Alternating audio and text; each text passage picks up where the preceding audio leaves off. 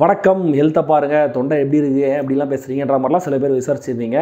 ரொம்ப சந்தோஷம். ஒன்றும் பெருசாக இல்லை, கோல்டு தான், மாத்திரை எல்லாம் போட்டுட்டு சரியாகும் அப்படின்ற ஒரு நம்பிக்கையோடு இருக்கேன், அவ்வளோதான்.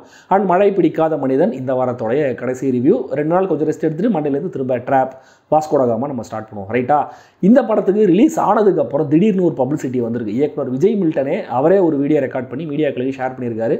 அவருக்கு தெரியாமல் இந்த படத்தில் 2 நிமிஷம் சேர்த்துட்டாங்க. படம் பார்க்குறவங்க, விமர்சனம் பண்ணுறவங்க அதை முதல் 2 நிமிஷத்தை மறந்துட்டு படத்தை பாருங்க அப்படின்ற மாதிரி அந்த வீடியோவில் பேசியிருந்தாரு. அப்படி அந்த முதல் 2 நிமிஷத்தில் என்னதான் இருந்துச்சு, அதை மறந்துட்டு பார்த்த படம் எப்படி இருந்துச்சு எல்லாத்தையும் சொல்கிறேன். அதுக்கு முன்னாடி சேனலுக்கு சப்ஸ்கிரைப் பண்ணாதவங்க சப்ஸ்கிரைப் பண்ணுங்கள். வீடியோ எப்படி இருந்துச்சுங்கிறத கமெண்ட்டில் சொல்லுங்கள். லைக் பண்ணுங்கள், ஷேர் பண்ணுங்கள்.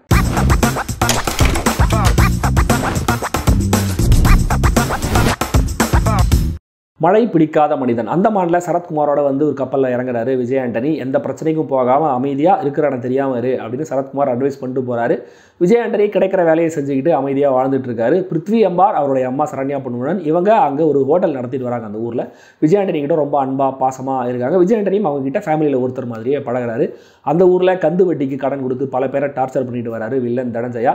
தனஞ்சயா சம்மந்தப்பட்ட ஒரு பிரச்சனையில் பிருத்வி அம்பாரும் தெரியாமல் இன்வால்வ் ஆகிறாரு. ஸோ இப்போ அவருடைய உயிரை காப்பாற்றுறதுக்கு விஜய் ஆண்டனி களை இறங்கியே ஆகணும் அப்படிங்கிற மாதிரியான ஒரு சூழல் ஒன்று உருவாகுது. இதுக்கப்புறம் என்ன ஆச்சுங்கிறதா மழை பிடிக்காத மனிதன்.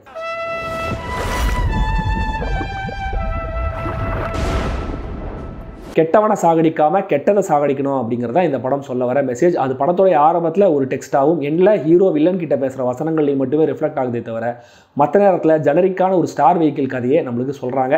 விஜய் ஆண்டனி பெருசாக எக்ஸ்பிரஸ் பண்ண தேவையில்லாத கேரக்டரில் எப்பவும் போல் பெருசாக எக்ஸ்பிரஸ் பண்ணாமே வந்துட்டு போகிறாரு.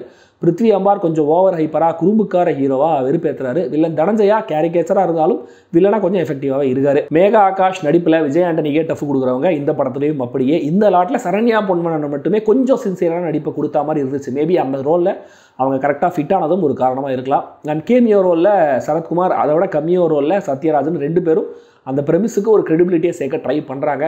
முரளி சர்மா இந்த படத்தில் எதுக்குன்னே தெரியல. அவர் தெலுங்கு படங்களில் கேரக்டர் ரோல்ஸில் நடிக்க ஆரம்பிச்சிட்டதுனால தமிழ் படத்தில் தெலுங்கு பட வில்லன் மாதிரி வந்துட்டு போகிறாரு. ஈக்குவலைசர் படத்துலேருந்து ஹெவியாக இன்ஸ்பயர் பண்ணி எடுக்கப்பட்ட இந்த படத்தோடைய டெக்னிக்கல் அம்சங்கள் அன்ஈக்குவலாகவே இருக்குது. நிறைய ஷார்ட்ஸ் போட்டு இன்சர்ட்ஸ் எல்லாம் போட்டு ஃப்ளோ என்னங்கிறதே தெளிவாக்காமல் ஒரு சீனை புதுவித எடிட் பேட்டர்னில் காட்டினா பயங்கர புதுமையாக இருக்கும்னு யாரோ நம்ப வச்சுருப்பாங்க போல இருக்குது.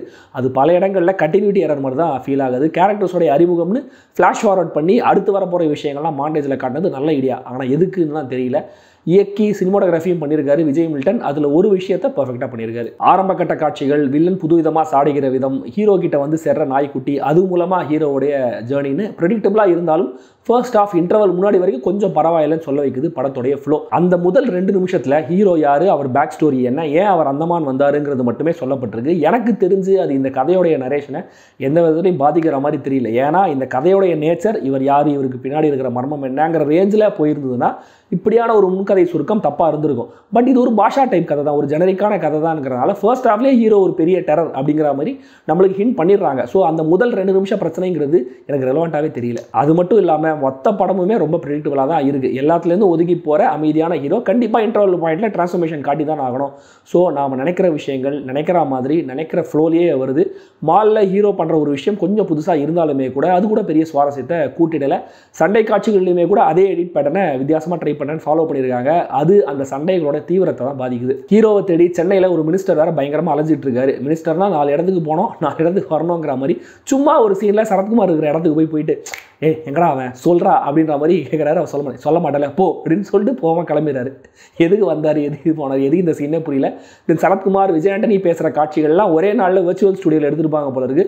ரொம்ப அப்பட்டமாக செட்டுக்குள்ளே எடுத்துருக்காங்கன்னு தெரியுது. ஹீரோவை வில்லன் தேடுறதே செகண்ட் ஹாஃப்ங்கிற மாதிரி சொல்லலாம். பட் வில்லன் கேங்லேயே ஒருத்தர் விஷயம் தெரிஞ்சு சும்மா இருக்கிற மாதிரி நம்மளுக்கு ஹிண்ட் பண்ணுறாங்க. ஏன்னு புரியல. ஒருவேளை இந்த எடிட் பேட்டர்ல நான் தப்பாக கூட புரிஞ்சுட்டு இருக்கலாம். அண்ட் பிருத்விக்குன்னு செகண்ட் ஹாஃபில் ஒரு பாட்டு வச்சிருக்காங்க. அது ஸ்லோ பிரேக்கர் மாதிரி தான் இருக்குது. ஏன்னா அதுக்கு முன்னாடி வரைக்கும் படம் வந்து பெருசாக ஸ்பீடாலாம் போகலன்றதுனால அது ஸ்லோ பிரேக்கர்னே நம்ம சொல்லலாம். ஹீரோவுக்கு ஒரு பெரிய பேக்ரவுண்ட் இருக்குது, மிகப்பெரிய குரூப் இருக்குங்கிற மாதிரியான விஷயங்கள்லாம் சுத்தமாக எடுபடவே இல்லை. ஸோ படத்தோட எண்டிங்குமே கூட நம்ம நினச்சா மாதிரியே தான் இருக்குது. மொத்தத்தில் இந்த மழை பிடிக்காத மனிதன் ஒரு அல்ட்ரா ஜெனரிக்கான ஸ்டார் வெஹிக்கிள் ஆக்ஷன் திரைப்படம். இப்படியான ஜெனரிக்கான ஸ்டஃப் எனக்கு பிடிக்காதுன்னு சொல்கிறவங்களுக்கு முதல் 2 நிமிஷம் மட்டும் இல்லை மொத்த படத்தையுமே மறந்து போனால் நல்லா தான் இருக்கும்னு தோணும். ஆனால் இந்த ஃபார்முலா எனக்கு டயர்ட் ஆகாதுன்னு சொல்கிறவங்க பாருங்கள், படம் இப்போதைக்கு தியேட்டர்ஸில் மட்டுமே ரிலீஸ் ஆயிருக்கு. அண்ட் கொடுக்கப்பட்டிருக்கிற US சர்டிஃபிகேட் சரியே.